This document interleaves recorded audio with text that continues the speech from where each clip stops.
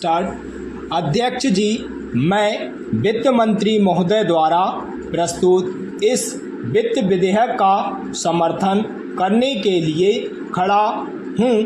देश की अर्थव्यवस्था को मजबूत करने के लिए माननीय वित्त मंत्री जी ने बड़े ही समझदारी के साथ बजट को तैयार किया है।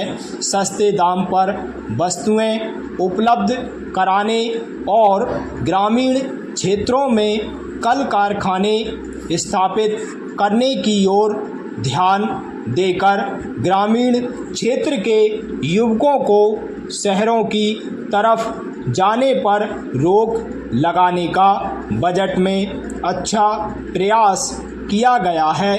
ग्रामीण विकास बैंकों की स्थापना से ग्रामीण क्षेत्रों को लाभ हुआ है। इससे यह भी सिद्ध होता है कि गांवों की ओर भी हमारा ध्यान गया है।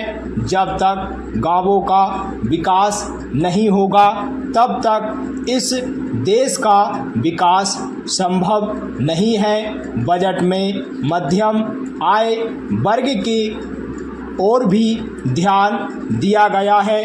विरोधी दलों के सदस्यों ने बजट के बारे में सदन में जो आपत्तियां उठाई हैं उनकी ओर ध्यान देकर वित्त मंत्री महोदय ने करों में राहत देने की घोषणा की है। मैं उसके लिए मंत्री महोदय की सराहना करता हूं तथा उसका स्वागत करता हूं। आलोचना करना सरल है। देश में जो उत्पादन होगा तथा जो कर वसूल होगा उसी के द्वारा देश के हर क्षेत्र का विकास हो सकता है। पैरा इस बजट से यह प्रतीत होता है कि देश से गरीबी का उन्मूलन किया जा रहा है तथा देश में समाजवाद लाने का प्रयत्न किया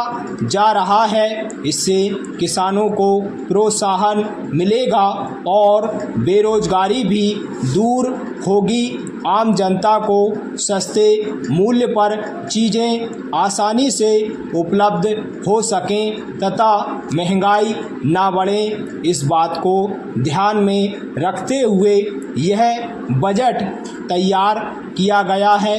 मैं मंत्री महोदय से और इस सदन में उपस्थित सभी सदस्यों से निवेदन करना चाहता हूं कि बजट में कुछ उचित संशोधन करने के लिए सरकार से अनुरोध किया जाए और उसमें बेरोजगारी तथा किसानों की समस्याओं के बारे में कुछ और अच्छे निर्णय लिए जाएं।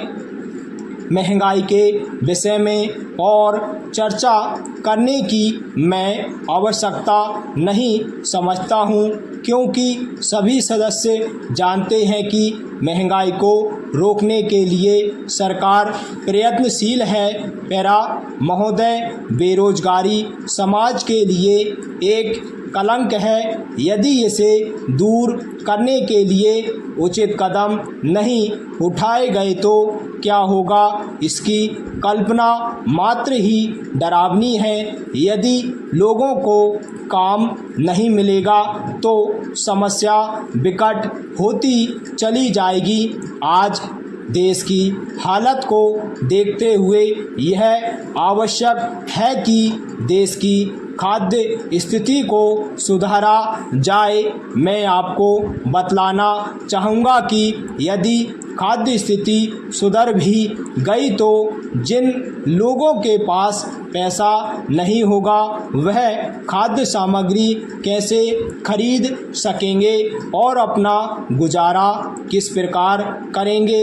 इसलिए यह आवश्यक है कि हम उन्हें इस योग्य बनाएं कि वे अपनी रोजी कमाकर खाद्य सामग्री खरीद सकें। जिन लोगों के पास खेती करने के लिए ज़मीन नहीं है उन्हें ज़मीन मिलनी चाहिए। जिन लोगों के पास ज़मीन नहीं है, ऐसे लोगों की संख्या अधिक है।